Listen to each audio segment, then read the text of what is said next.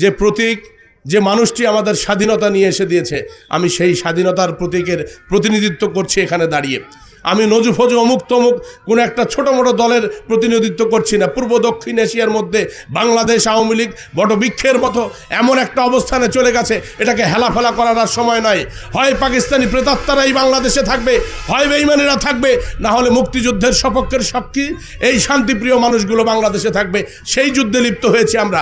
নির্বাচন শুধুমাত্র আমাদের নির্বাচন নয়, এই নির্বাচনে প্রমাণ করতে হবে আমরা থাকবো না বঙ্গবন্ধুর খুনিরা এই বাংলাদেশে থাকবে, আমরা থাকবো না ওই মুস্তাকেরাই বাংলাদেশে থাকবে, আমরা এই বিরামপুটের মাটিতে সাধারণ মানুষের জন্য উন্নয়নের জন্য কাজ করব, না এই কয়েকটা দালালি করে আবারও বিরামপুরকে লুটপাট করবে।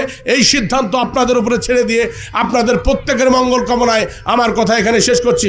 আসসালামু আলাইকুম, আদাব। জয় বাংলা, জয় বঙ্গবন্ধু, জয় হোক মেহনতি মানুষের জননেত্রী শেখ হাসিনার নেতৃত্বে।